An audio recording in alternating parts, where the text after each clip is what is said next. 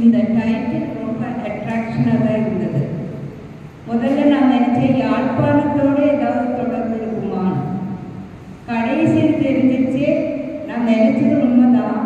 யாழ் வந்து ஒரு Sri Lankan refugee picked up from the refugee camp in a very critical, dangerous situation. அவளை காப்பாற்றின ஆள் பேரு ஃபாதர் அல்போன்ஸ். அவர் இந்த நாவலில் 2 நிமிஷம் தான் இருக்கிறாங்க. ஆனால் யாழோட கேரக்டரைசேஷனில் அவருடைய பங்கு ரொம்ப ரொம்ப ரொம்ப முக்கியமானது.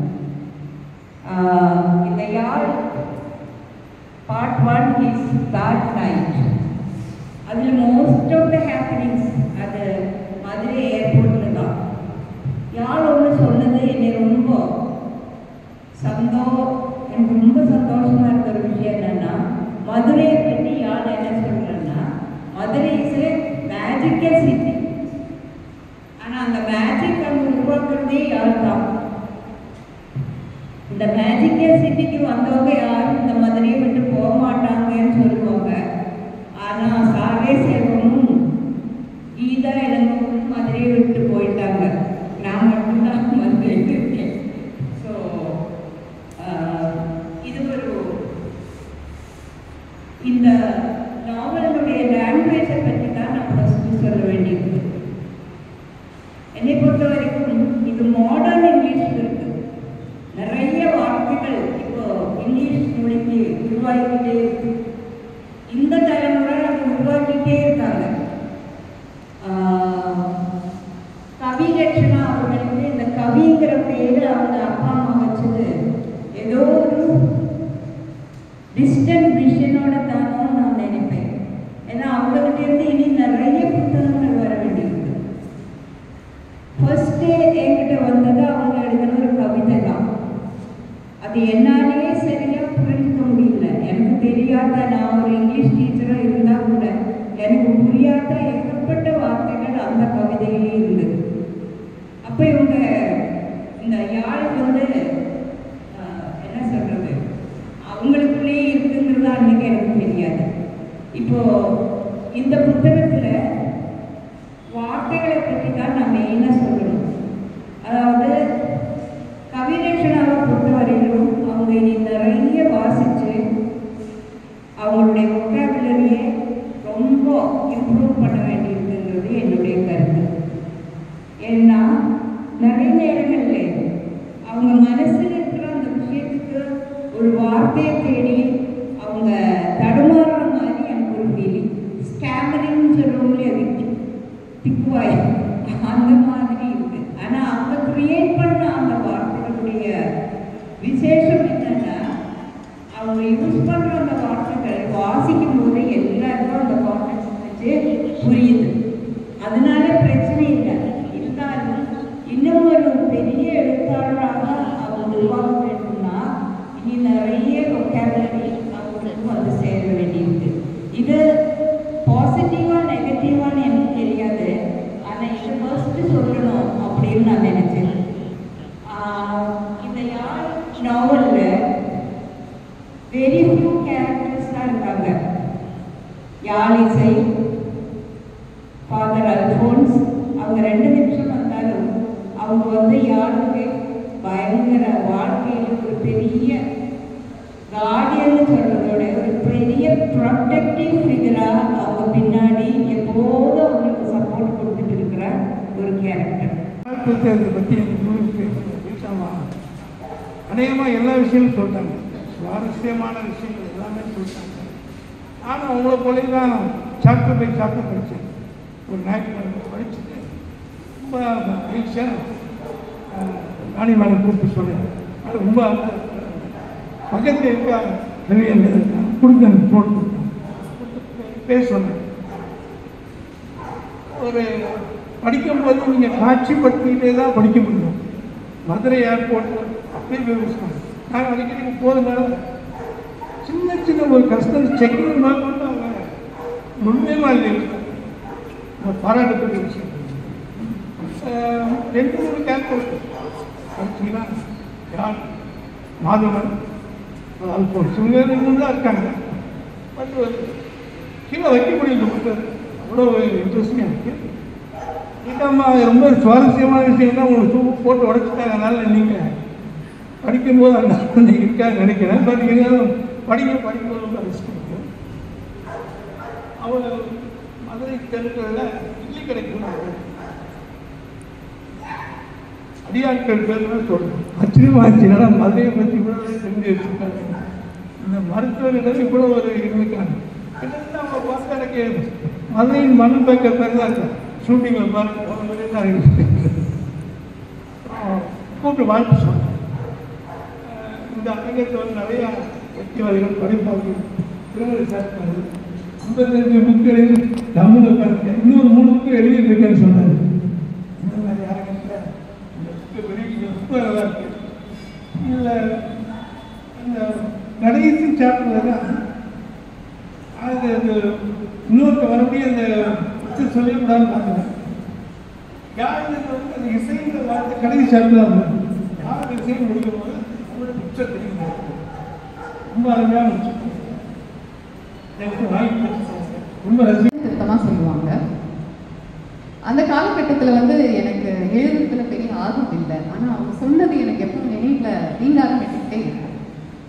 பெண் எழுத்து வந்து அவங்க எந்த சூழலில் இருந்தாலும் அவங்க என்ன எழுதினாலும் அது முக்கியம் அப்படிங்கிறத சொல்லுவாங்க. அதை நான் ரொம்ப நிதர்சனமாக எனக்கு உணர்றேன்.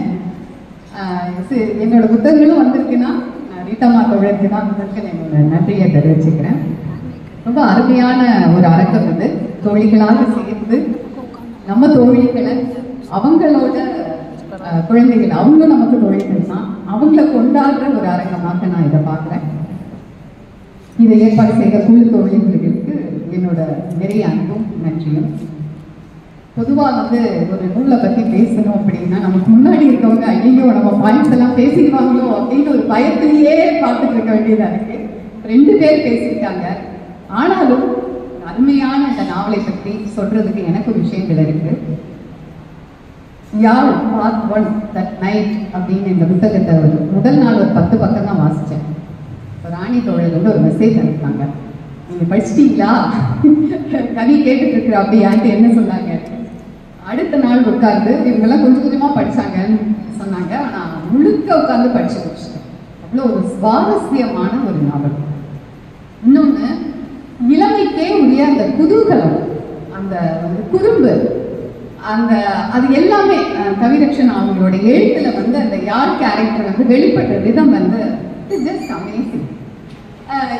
அது வந்து நீங்க கெஸ் பண்ணவே முடியாது. யாழ் அடுத்து என்ன செய்ய போறாங்க, யாழ் வந்து அடுத்து என்ன வந்துட்டு ஒரு ட்ரிக் பண்ண போறாங்க, என்ன குறும்புத்தனம் பண்ண போறாங்க, அது குறும்புத்தனமா இல்லை மற்றவங்களுக்கு ஹெல்ப் பண்ண போதா, எதையுமே கெஸ் பண்ண முடியல என்னால.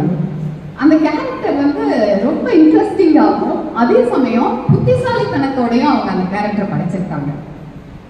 எனக்கு ரொம்ப வந்துட்டு ஒரு வியப்பையும் ஒரு அமைப்பையும் ஏற்படுத்தினது இவங்க கவியோட சிந்தனைகள் தான். யாழ் வழியாக ஒரு விஷயத்தை அவங்க சொல்றாங்க. 2 பாயிண்ட்ல நான் முக்கியமா சொல்லணும்னு நினைக்கிறேன். அவங்க வந்து ஒரு கேரக்டருக்கு வந்து அரோரான்னு சொல்லிட்டு வருது. அவங்க ஃபர்ஸ்ட் சொல்லுவாங்க, அந்த ஃபர்ஸ்ட் 10 பேஜ்லயே அது வந்து ஸ்டன்னிங். என்ன அப்படின்னா, நீ எதுக்காக இவ்வளோ மெஸ்அப் பண்ண அப்படின்னு மாதவன் வந்து அரோராங்கிற ஒரு பொண்ணுகிட்ட கேட்குறாரு. நீ வந்து ஃபேமஸ் ஆகணும்னு நினைக்கிறீங்க. அது வந்து ஒரு சின்ன குளறுபடி பண்ணுவா ஒரு மினிஸ்டரோட ப்ரோக்ராம்ல அப்படின்னு கேட்குறப்போ இவங்க சொல்லுவாங்க, இல்லை இல்லை நான் சமோசா சாப்பிடணும்னு தான் இதெல்லாம் பண்ணேன் அப்படின்பாங்க. அது நமக்கே கொஞ்சம் சிரிப்பாக தான் இருக்கும். ஆனால் அடுத்த அரோரா வந்து சொல்கிற ஒரு விஷயம், as Madhavan was about to leave, Arora uttered, hunger has never been a big issue in this world, sir, and smiled in pain. ரொம்ப முக்கியமான பார்க்குறேன். ஏன்னா ஒரு சமோசாக்காக அதை சாப்பிடணும், எனக்கு பசிக்குது, அதுக்காக நான் பண்ணேன் அப்படிங்கிறத யாரும் சீரியஸாக எடுத்துக்க மாட்டேங்கிறாங்க. இப்போ பசிங்கிறது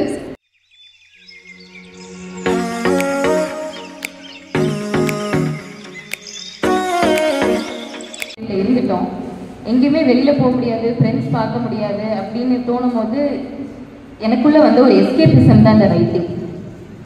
4 செவத்துக்குள்ளே தான் இருப்பேன். பட் நான் இங்கேருந்து ஏர்போர்ட் போகிறது சரி, டெல்லி போகிறது சரி, எல்லாமே என்னோடய இமேஜினேஷனில் போக முடியும்னு எனக்கு தோணுச்சு. அதை தான் நான் எழுத்து வடிவத்தில் கொண்டு வந்தது. அப்படி தான் இந்த எழுத ஸ்டார்ட் பண்ணேன்.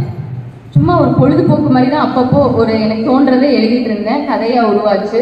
அதை பப்ளிஷ் பண்ணுன்ற ஐடியா எனக்கு பெருசாக வரலை. என் அம்மா எனக்கு அது ஒரு பெரிய சப்போர்ட்டாக இருந்தாங்க.